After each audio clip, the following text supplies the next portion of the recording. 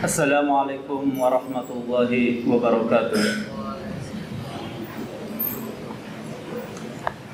Innal hamdalillah nahmaduhu wa nasta'inuhu wa nastaghfiruh wa na'udzu billahi min shururi anfusina wa min sayyiati a'malina may yahdihillahu fala mudilla lahu wa may yudlil fala hadiya lahu.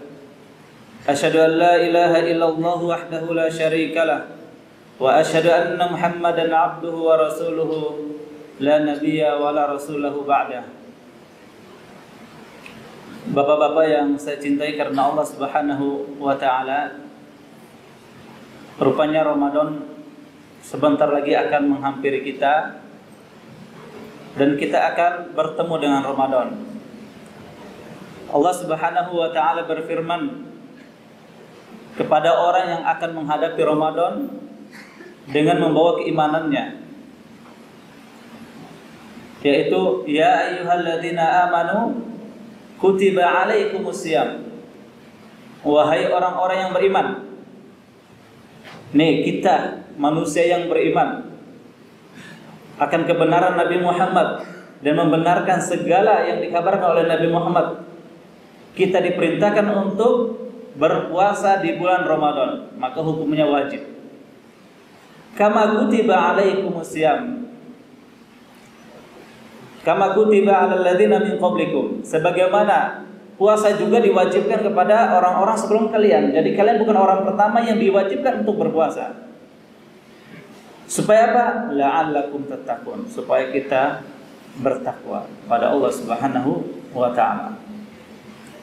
Kemudian Nabi sallallahu alaihi wasallam bersabda dari Abi Hurairah, an Abi Hurairah radhiyallahu anhu qala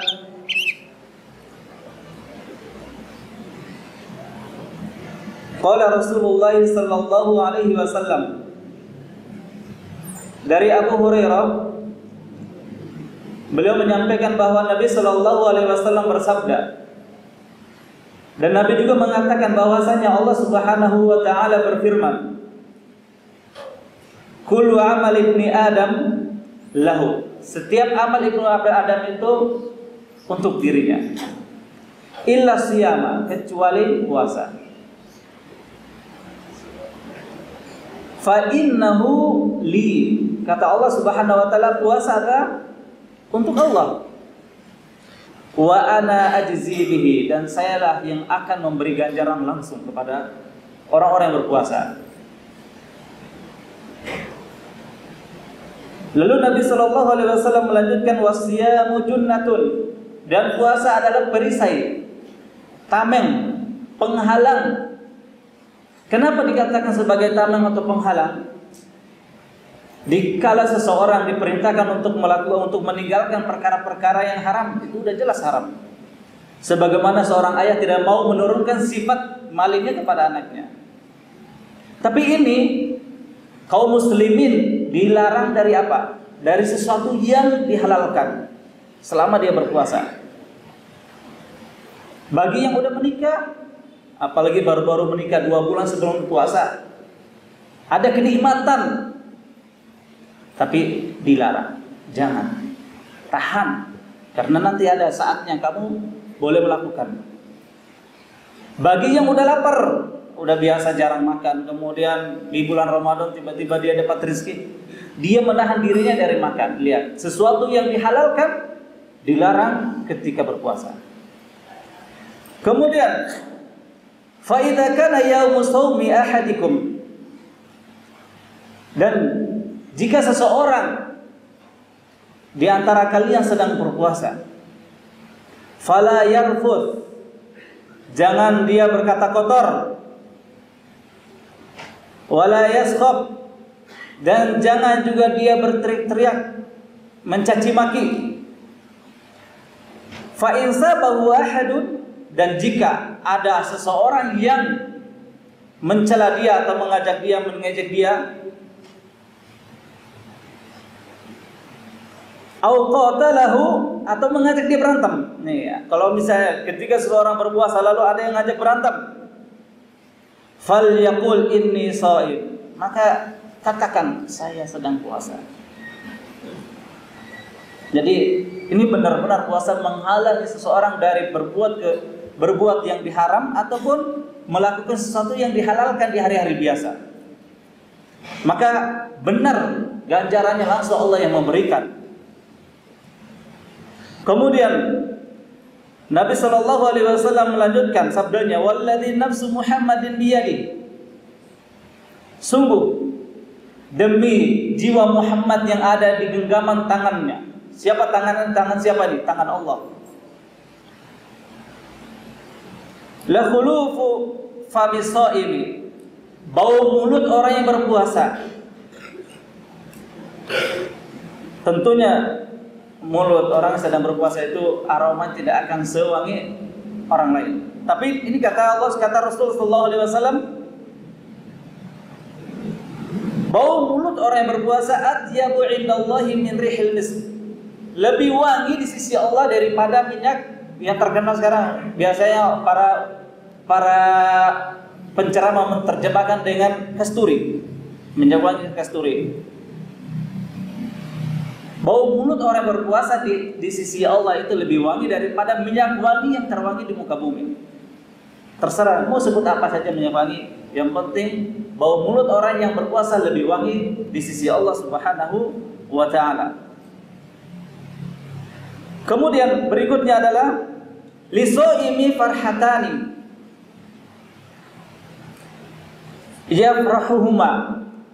Bagi orang yang berpuasa ada dua kebahagiaan. Setelah dia dari pagi dia sahur, kemudian dia menahan segala hawa nafsunya dari syahwatnya, kemudian lalu dia berbuka, maka kata Nabi SAW, bagi orang yang berpuasa memiliki dua kebahagiaan. Yang pertama yaitu idza aftara fariha bi fatrihi. Jika dia berbuka, maka dia bahagia dengan buka tersebut. Kenapa? Seharian menunggu, lalu datang kesempatan untuk makan. Bagi yang menikah sehari yang menahan, ketika datang waktunya maka dia boleh. Yang belum menikah jangan ketawa. Kemudian berikutnya, kebahagiaan yang kedua adalah wa idza laqiya rabbahu fariha bi shaumihi. Dan jika kebahagiaan kedua adalah ketika ia bertemu dengan Tuhannya. Kapan?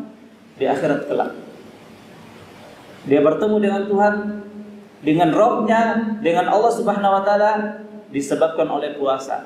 Disebabkan oleh dia menjaga diri dari hal-hal yang dilarang oleh agama, atau dari hal-hal yang dibolehkan di siang Ramadan. Yang di hari-hari lain dibolehkan, tapi di siang Ramadan dia menahan dirinya. Hadis ini diriwayatkan oleh muttafaqun alaih, yaitu Bukhari dan Muslim. Kemudian berikutnya, faedah dari hadis yang dibacakan tadi. Yang pertama, sudah disebutkan tadi, yaitu bau mulut orang yang berpuasa lebih baik di sisi Allah daripada minyak wangi yang terbaik di dunia ini.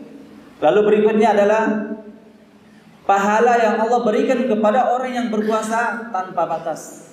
Tanpa batas. Ini disamakan dengan pahala orang yang sabar. Kenapa? Puasa disamakan dengan orang yang sabar karena dia menahan diri dia dari melakukan segala perkara yang dilarang ataupun yang dibolehkan di hari yang lain selama dia berpuasa. Jadi saudara-saudaraku yang saya cintai karena Allah Subhanahu wa taala, di awal Allah menyapa kita, wahai orang yang beriman. Ini kesempatan bagi kita untuk mempelajari bagaimana cara menahan hawa nafsu. Sehingga ketika Ramadan menyapa kita menghadapi Ramadan dengan segala persiapan. Dan orang yang bisa menghadap Allah, tadi disebutkan bahwasanya ada sebuah kebahagiaan, yaitu ketika seorang hamba bertemu dengan Rabb-Nya. Mungkin pertemuan di dunia hal biasa.